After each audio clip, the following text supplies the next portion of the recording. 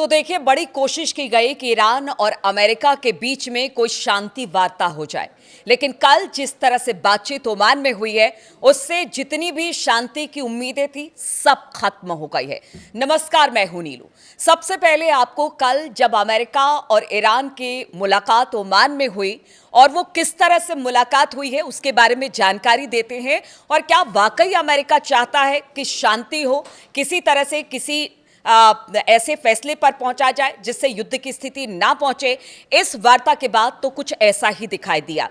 देखिए, कल मुलाकात होती है। अगर अब्बास अरागची की बात की जाए, वो पहुंचे थे अपने तमाम विदेश सचिवों के साथ ओमान। दूसरी तरफ स्टीव विटकॉफ थे और कुशनर थे, वो दोनों भी पहुंचे ओमान, लेकिन डायरेक्ट बातचीत उनकी नहीं हुई। कहा यह जा रहा है कि दोनों अलग अलग कमरों में बैठे। ओमान के विदेश जो मंत्री थे वो कभी अब्बास अरागची के पास आते थे, उनकी बात यहाँ पर स्टीव विटकॉफ के पास लेकर जाते थे, फिर वहाँ से कुछ बात होती थी, फिर वो अरागची के पास आते थे। तो इस तरह से इनडायरेक्ट वे में बातचीत हुई है। इस तरह से जानकार बताते, यानी डायरेक्ट एक टेबल पर, एक मंच पर बैठकर बातचीत भी नहीं हुई। तो फिर इस बातचीत को क्या माना जाए? क्या ये सिर्फ टाइम पास चल रहा है अमेरिका की तरफ से, और ईरान भी समझ रहा है कि चलिए ठीक है, अगर उनकी विदेश नीति ऐसा कहती है कि बातचीत के मंच पर आया जाए तो फिर अरागची भी पहुंचते हैं वहां पर, बातचीत करते हैं। लेकिन ये इनडायरेक्ट बातचीत थी। पहले दौर की बातचीत हुई, लगा कि ठीक है, दूसरे दौर में कुछ बातचीत सामने आएगी या फिर किसी बिंदु पर सहमति बनेगी। लेकिन दूसरे दौर आते आते सारी बातचीत खत्म हो गई, दोनों अपने अपने देश लौट गए हैं। अब इसके बाद कहा जा रहा है कि शायद यहां से बातचीत ना हो। अब जो 3 शर्तों के साथ ईरान, जो पहली शर्त थी कि मतलब तुर्की में ये बैठक ना हो, ओमान में हो, जिस तरह से पहले भी मैंने आपको बार बार बताया था। आप लोगों ने कहा कि मीटिंग कैंसिल हो गई, लेकिन मैंने कहा कि नहीं, मीटिंग होगी, क्योंकि दोनों चाहते हैं कि एक बार तो बैठकर बातचीत हो। लेकिन ये बातचीत इनडायरेक्ट वे में हुई और ये बात सही साबित हुई कि मीटिंग तो हुई, लेकिन जिन 3 बिंदुओं को लेकर ईरान बैठा बातचीत, उन्होंने कहा कि देखिए ऐसा है, परमाणु कार्यक्रम को लेकर शुरुआत में जो 12 दिन का युद्ध हुआ था उसमें सिर्फ एक ही एजेंडा था अमेरिका का कि जो परमाणु कार्यक्रम है उसे ईरान में बंद करा दिया जाए। लेकिन उसके बाद धीरे धीरे उसकी डिमांड बढ़ती चली गई। अब 3 बिंदुओं पर बातचीत हो रही है। एक तो पहला ये कि देखिए, अब आपको परमाणु कार्यक्रम बंद करना पड़ेगा। दूसरा, जो आपकी जो मिसाइल है जो बनाई जा रही है उसमें खास तौर पर लंबी दूरी की मिसाइलें हैं, उसका प्रोडक्शन आपको बंद करना पड़ेगा। और तीसरा, अपनी प्रॉक्सी से आपको अलग होना पड़ेगा। यानी जिस तरह की फंडिंग की बात होती है कि ईरान जो प्रॉक्सीज है, हमास होती है, हिजबुल्लाह, उनको जो फंड करता है उससे भी अपने आप को अलग थलग करना पड़ेगा। देखिए, परमाणु समझौते को लेकर पहले भी ईरान कह चुका है कि बातचीत हम कर सकते हैं इस पर, लेकिन जो आप लंबी दूरी की मिसाइलों के प्रोडक्शन को बंद करने की बात कर रहे हैं वो हो नहीं सकता। दूसरा, प्रॉक्सीज को लेकर उन्होंने कहा कि कहीं ना कहीं खाड़ी देशों में डिसबैलेंस्ड हो जाएगा। इस वजह से ईरान कभी नहीं चाहता, क्योंकि देखिए दोनों के करीब करीब जो हित हैं आपस में मिलते हैं, इसलिए ईरान इससे भी अपना हाथ नहीं खींच सकता है। उनके साथ किसी तरह का कोई संपर्क ना हो, किसी तरह की कोई फंडिंग ना हो, उनके साथ वाबस्ता ना हो, ऐसा हो ही नहीं सकता। तो इन दोनों मुद्दों पर तो बात आई गई रह गई। लेकिन बात यही हो रही थी कि देखिए, जब विटकॉफ और कुशनर पहुंचे हैं, उससे पहले बताया जा रहा है, जो जानकार बताते हैं कि वो इजराइल गए, वहां पर नेतन्याहू से मुलाकात की। उसके बाद बताया जा रहा है कि आईडीएफ प्रमुख से भी बातचीत की। उनका कहना था युद्ध होना चाहिए, लंबी दूरी के मिसाइलों पर रोक लगानी पड़ेगी ईरान को। अब देखिए, जब इसी माइंडसेट के साथ इजराइल से बातचीत करके आप अगर ईरान से बातचीत करते हैं तो फिर इसे क्या माना जाए? यानी कि पूरी तरह से आप इजराइल के फेवर में हैं, ईरान की बात आप मानेंगे नहीं। आपने कहा कि 275 किलोमीटर से ज़्यादा आपकी मिसाइलों की रेंज नहीं होनी चाहिए, यानी ना तो वो जॉर्डन और ईरान की मिसाइलें पहुंच सकती हैं, ना तो इजराइल पहुंच सकती हैं, और ना कहीं और वार कर सकती हैं। तो आप ये समझिए कि क्या ईरान ये मानेगा? ये कभी नहीं हो सकता है, क्योंकि ईरान ने अगर अपने मिसाइलों का जखीरा खड़ा किया है तो इजराइल के लिए है, क्योंकि उनका मानना है कि इस वक्त जो मध्य पूर्व एशिया में हालात बिगड़े हैं वो सब इजराइल की वजह से बिगड़े हैं। और अगर इजराइल को रोकना है तो फिर इस तरह के मिसाइलों की ज़रूरत होगी, क्योंकि गजा का जो हाल इजराइल ने किया उसके बाद तो ईरान कहीं से भी किसी भी बात को मानने को तैयार नहीं है। बात यहीं आई गई रह गई।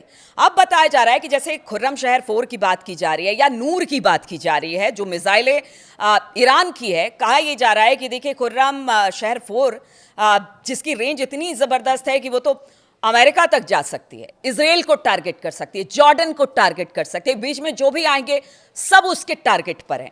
दूसरी नूर की बात कही जाती है कि वो समुद्र के नीचे से वार कर सकता है, खास तौर पर इसे अब्राहम लिंकन के लिए तैयार किया गया है। अब आप समझिए कि किस तरह से जो नूर मिसाइल है इनकी, वो खास तौर पर अब्राहम लिंकन के लिए तैयार की गई है। तो फिर ईरान डरे क्यों, ईरान पीछे हटे क्यों? क्योंकि ईरान में खामनेई साहब पहले ही कह चुके हैं कि ईरान को डराने की कोशिश आप बिल्कुल भी ना करें। अगर ट्रंप की बात की जाए, वो कहते हैं कि देखिए आप लोगों को मारना बंद करें, बहुत सारे शर्तें रख दी हैं। लेकिन क्या कोई भी देश, कोई भी, आप सिर्फ ईरान की बात नहीं कर लीजिए, कोई भी देश अगर अपने आप को सेफ रखने की बात करता है, अपनी संप्रभुता की बात करता है, तो फिर उसके पास कुछ ऐसे हथियार तो होंगे ना जिससे वो अपनी रक्षा करेगा। और यही मिसाइल और ड्रोन ईरान के हथियार और उनकी रक्षा करने और उनकी ताकत है, आप उससे उसको अलग नहीं कर सकते हैं। तो बातचीत तो अब यहीं से खत्म हो गई है। अब बताया ये जा रहा है कि देखिए इजराइल हो सकता है कि जो ट्रंप है वो टाइम ले रहे हैं, समय ले रहे हैं, बातचीत का प्रोपेगेंडा खड़ा कर रहे हैं, क्योंकि उनको युद्ध चाहिए। दूसरी ओर इजराइल कह चुका है कि कहीं ऐसा ना हो कि ये बातचीत यहीं पर ख़त्म हो जाए और फिर मैं ईरान के मिसाइल के दायरे में रहूं और हमेशा मेरा और मेरे देश के ऊपर एक संकट खड़ा रहे कि कभी भी ईरान की मिसाइलें गिर सकती हैं। और वो कह रहे हैं कि देखिए इसीलिए लंबी दूरी की जो मिसाइल हैं वो ईरान बंद करे। अमेरिका बातचीत का रास्ता अख्तियार कर रहा है। कहीं ऐसा तो नहीं कि इजराइल हमला कर दे इस बीच में। ईरान इसके लिए पूरी तरह से तैयार है। ईरान समुद्र से लेकर खासतौर पर अगर हॉर्मुज जलडमरू की बात की जाए या यमन की बात की जाए, इस वक्त चारों तरफ जो ईरानी ड्रोन है, या फिर कहा यह जा रहा है कि कुछ ऐसी छोटी छोटी नावें तैयार की गई हैं जिसमें मिसाइलों से लैस है, उसमें कोई व्यक्ति नहीं है, वो जाएगा टारगेट करेगा, उसको भी सक्रिय कर रखा है। यानी ईरान पूरी तरह से तैयार है कि ठीक है, आप अगर जंग करेंगे तो उसका खामियाजा भुगतना पड़ेगा, और सिर्फ खामियाजा आपको नहीं पूरी दुनिया को भुगतना पड़ेगा।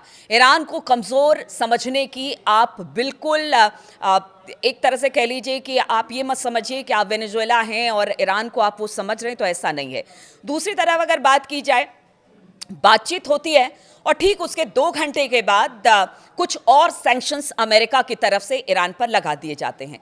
तो आप ये समझिए कि बातचीत का तो नाटक यहाँ पर सिर्फ अमेरिका की तरफ से हो रहा है, स्ट्रेटेजी कुछ और है।